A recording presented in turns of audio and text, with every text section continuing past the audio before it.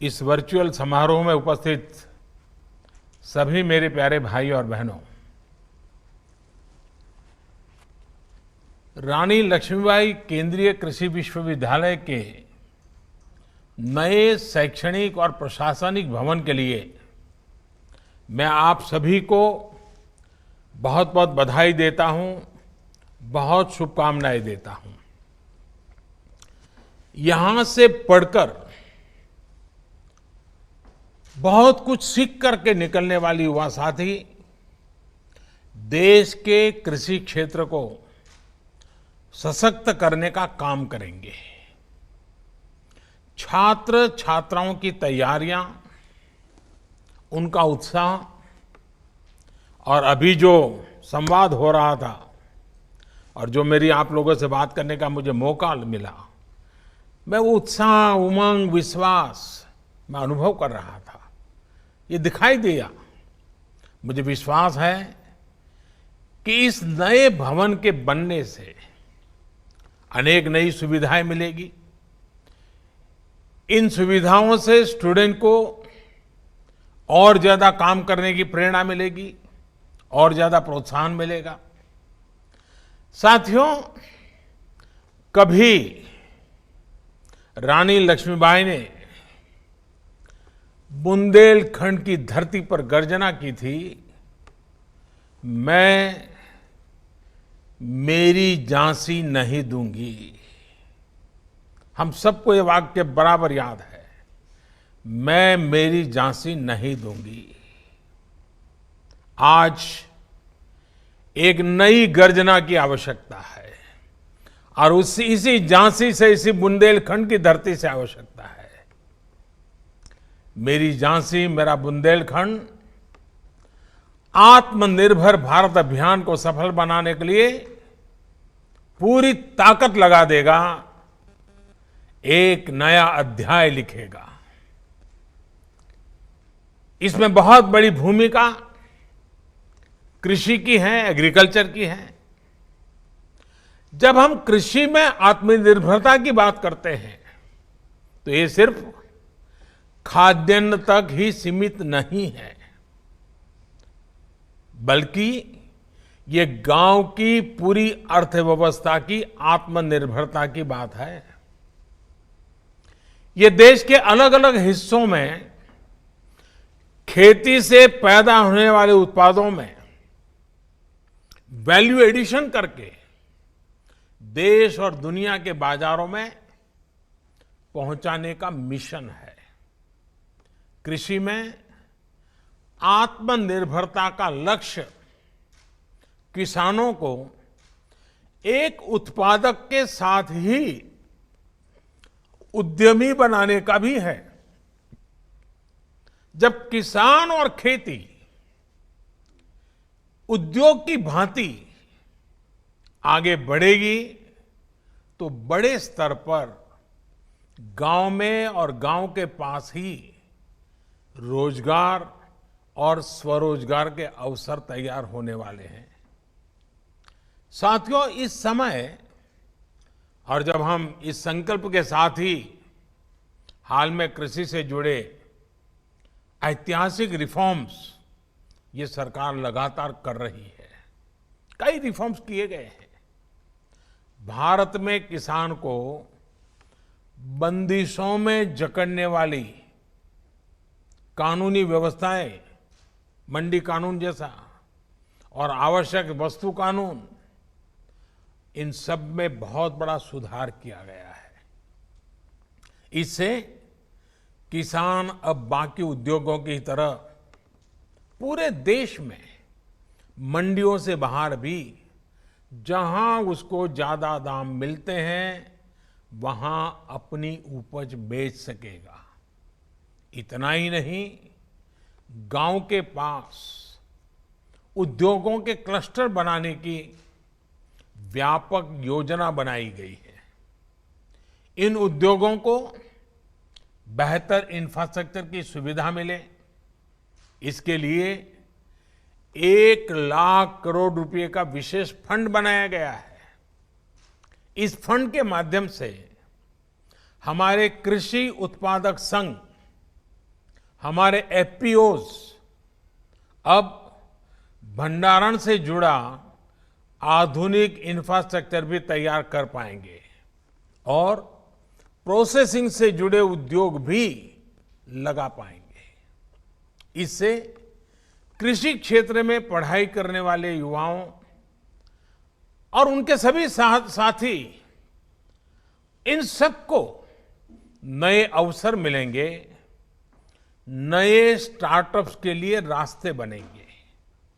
साथियों, आज बीज से लेकर के बाजार तक खेती को टेक्नोलॉजी से जोड़ने का, आधुनिक रिसर्च के फायदों को जोड़ने का निरंतर काम किया जा रहा है। इसमें बहुत बड़ी भूमिका रिसर्च संस्थानों और कृषि विश्वविद्यालयों की भी है। 6 साल पहले की ही बात करें तो जहां देश में सिर्फ एक केंद्रीय कृषि विश्वविद्यालय था, आज 3 सेंट्रल एग्रीकल्चर यूनिवर्सिटीज देश में कार्यरत है।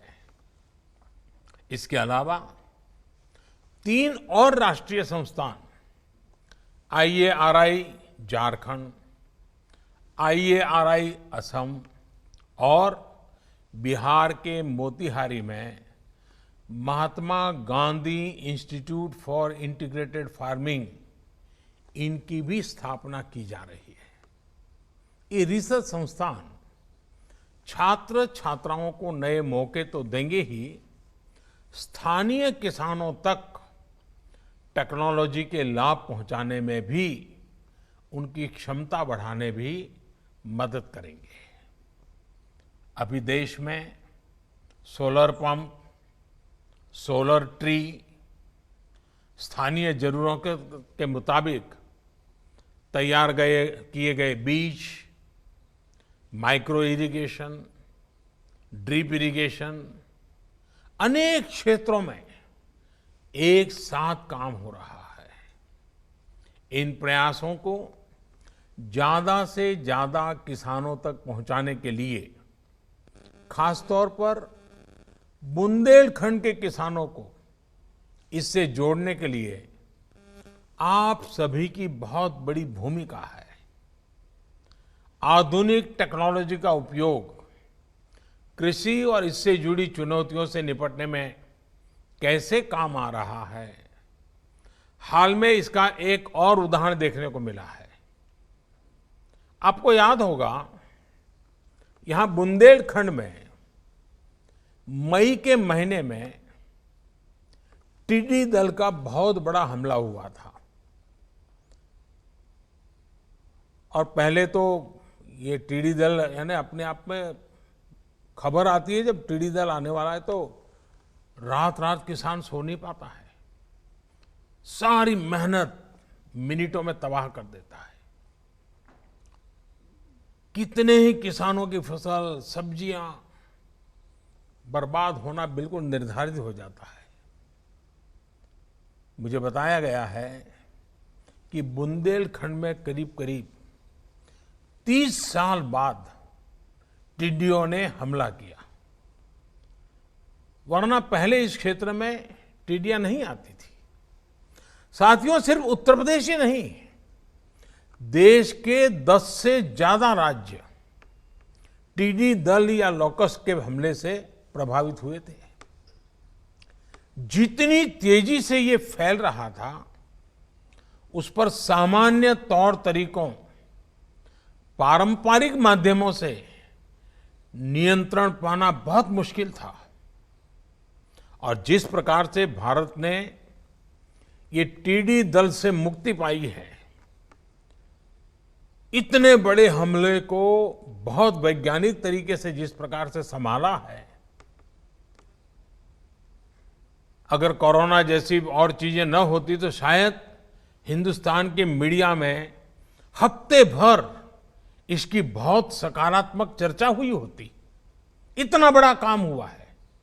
और ऐसे में टिड्डी दल के हमले से किसानों की फसलों को बचाने के लिए जो युद्ध स्तर पर काम किया गया, झांसी समेत अनेक शहरों में दर्जनों कंट्रोल रूम बनाए गए, किसानों तक पहले से जानकारी पहुंचे इसका इंतजाम किया गया, टिड्डियों को मारने और भगाने के लिए जो स्प्रे वाली स्पेशल मशीनें होती हैं, वो भी तब हमारे पास इतनी संख्या में नहीं थी, क्योंकि ये हमले ऐसे नहीं आते हैं।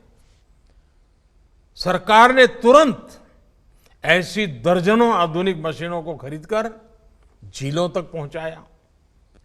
ट्रैक्टर हो, गाड़ियां हो, केमिकल हो, दवाइयां हो, ये सारे संसाधन लगा दिए ताकि किसानों को कम से कम नुकसान हो। इतना ही नहीं, ऊंचे पेड़ों को बचाने के लिए बड़े क्षेत्रों में एक साथ दवा का छिड़काव करने के लिए दर्जनों ड्रोन लगा दिए गए, हेलीकॉप्टर तक के दवाई छिड़काव किया गया। इन सारे प्रयासों के बाद ही भारत अपने किसानों का बहुत ज्यादा नुकसान होने से हम बचा पाए हैं, हम बचे हैं। स्थानीय ड्रोन टेक्नोलॉजी हो, दूसरी आर्टिफिशियल इंटेलिजेंस की टेक्नोलॉजी हो, आधुनिक कृषि उपकरण हो, इसको देश की कृषि में अधिक से अधिक उपयोग में लाने के लिए आप जैसे युवा रिसर्चर्स को, युवा वैज्ञानिकों को निरंतर एक समर्पित भाव से वन लाइफ वन मिशन की तरह काम करना होगा। बीते 6 साल से ये निरंतर कोशिश की जा रही है कि रिसर्च का खेती से सीधा सरोकार हो, गांव के स्तर पर छोटे से छोटे किसान को भी साइंटिफिक एडवाइस उपलब्ध हो। अब कैंपस से लेकर फील्ड तक एक्सपर्ट के जानकारों के इस इकोसिस्टम को और प्रभावी बनाने के लिए काम किया जाना जरूरी है। इसमें आपके विश्वविद्यालय की भी बहुत बड़ी भूमिका है। साथियों, कृषि से जुड़ी शिक्षा को, उसकी प्रैक्टिकल एप्लीकेशन को स्कूल स्तर पर ले जाना भी आवश्यक है। प्रयास है कि गांव के स्तर पर मिडिल स्कूल लेवल पर ही कृषि के विषय को इंट्रोड्यूस किया जाए। इससे 2 लाभ होंगे। एक लाभ तो ये होगा कि गांव के बच्चों में खेती से जुड़ी जो एक स्वाभाविक समझ होती है, उसका वैज्ञानिक तरीके से विस्तार होगा। दूसरा लाभ ये होगा कि वो खेती और इससे जुड़ी तकनीक, व्यापार, कारोबार, इसके बारे में अपने परिवार को ज्यादा जानकारी दे पाएंगे। इससे देश में एग्रो एंटरप्राइज को भी और बढ़ावा मिलेगा। नई राष्ट्रीय शिक्षा नीति में, नेशनल एजुकेशन पॉलिसी में, इसके लिए भी अनेक जरूरी रिफॉर्म्स किए गए हैं। साथियों, कितनी ही चुनौतियां क्यों न हो, निरंतर उनका मुकाबला करना हमेशा से, सिर्फ लक्ष्मीबाई के जमाने से नहीं, हमेशा से बुंदेलखंड अगुवाई करता रहा है। बुंदेलखंड की यही पहचान रही है कि कोई भी संकट के सामने मुकाबला करना। कोरोना के खिलाफ बुंदेलखंड के लोग भी डटे हुए हैं। सरकार ने भी प्रयास किया है कि लोगों को कम से कम दिक्कत हो, गरीब का चूल्हा जलता रहे। इसके लिए उत्तर प्रदेश के करोड़ों गरीब और ग्रामीण परिवारों को, जैसे देश के अन्य भागों में मुफ्त राशन दिया जा रहा है, आपके यहां भी दिया जा रहा है। बुंदेलखंड की करीब करीब 10 लाख गरीब बहनों को इस दौरान मुफ्त गैस सिलेंडर दिए गए हैं। लाखों बहनों के जनधन खाते में करोड़ रुपए जमा किए गए हैं। गरीब कल्याण रोजगार अभियान के तहत अकेले उत्तर प्रदेश में 700 करोड़ रुपए से अधिक का खर्च अब तक किया जा चुका है, जिसके तहत लाखों कामगार साथियों को रोजगार उपलब्ध हो रहा है। मुझे बताया गया है कि इस अभियान के तहत यहां बुंदेलखंड में भी सैकड़ों तालाबों को ठीक करने और नए तालाब बनाने का काम किया गया है।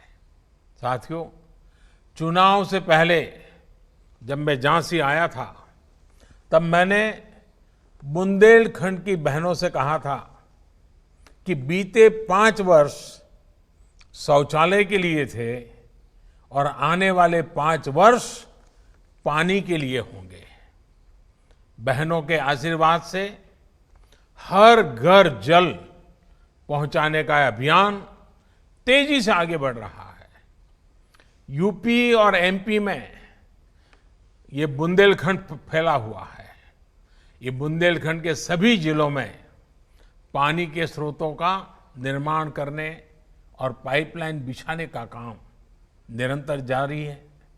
इस क्षेत्र में 10,000 करोड़ रुपए से अधिक की करीब 500 जल परियोजनाओं की स्वीकृति दी जा चुकी है।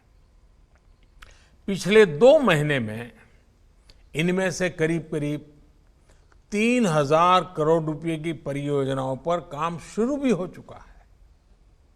जब ये तैयार हो जाएगी तो इससे बुंदेलखंड के लाखों परिवारों को सीधा लाभ होगा। इतना ही नहीं, बुंदेलखंड में भूजल के स्तर को ऊपर उठाने के लिए अटल भूजल योजना पर भी काम चल रहा है। झांसी, महोबा, बांदा, हमीरपुर, चित्रकूट और ललितपुर, इसके साथ साथ पश्चिम यूपी के सैकड़ों गांवों में जल स्तर को सुधारने के लिए 700 करोड़ रुपए से अधिक की योजना पर काम जारी है। साथियों, बुंदेलखंड के एक और बेतवा बहती है और दूसरी ओर केन नदी बहती है। उत्तर दिशा में मां यमुना जी हैं, लेकिन स्थितियां ऐसी हैं कि इन नदियों के पानी का पूरा लाभ पूरे क्षेत्रों को नहीं मिल पाता है। इस स्थिति को बदलने के लिए भी केंद्र सरकार निरंतर प्रयास कर रही है। केन बेतवा नदी लिंक परियोजना में इस क्षेत्र के भाग्य को बदलने की बहुत ताकत है। इस दिशा में हम दोनों राज्य सरकारों के साथ लगातार संपर्क में हैं, काम कर रहे हैं। मुझे पूरा विश्वास है कि एक बार जब बुंदेलखंड को पर्याप्त जल मिलेगा तो यहां जीवन पूरी तरह से बदल जाएगा। बुंदेलखंड एक्सप्रेसवे हो या फिर डिफेंस कॉरिडोर, हजारों करोड़ रुपए के प्रोजेक्ट भी यहां रोजगार के हजारों नए अवसर बनाने का काम करेंगे। वो दिन दूर नहीं जब वीरों की ये भूमि झांसी और इसके आसपास का ये पूरा क्षेत्र देश को रक्षा क्षेत्र में आत्मनिर्भर बनाने के लिए एक बड़ा क्षेत्र विकसित हो जाएगा। यानी एक तरह से बुंदेलखंड में जय जवान, जय किसान और जय विज्ञान का मंत्र चारों दिशाओं में गूंजेगा। केंद्र सरकार और उत्तर प्रदेश की सरकार बुंदेलखंड की पुरातन पहचान को, इस धरती के गौरव को समृद्ध करने के लिए प्रतिबद्ध है। भविष्य की मंगल कामनाओं के साथ एक बार फिर यूनिवर्सिटी के नए भवन की आप सबको बहुत बहुत बधाई। 2 गज की दूरी, मास्क है जरूरी, इस मंत्र को आप हमेशा याद रखिए। आप सुरक्षित रहेंगे तो देश सुरक्षित रहेगा। आप सभी का बहुत बहुत आभार। नमस्कार, मैं हूं मानक गुप्ता। अगर आपको हमारा ये वीडियो पसंद आया हो तो इसे लाइक और शेयर जरूर करें और हां, हमें सब्सक्राइब और फॉलो करना ना भूलें ताकि आप देश और दुनिया की कोई खबर मिस ना करें। तो जुड़े रहिए हमारे साथ और देखते रहिए News 24।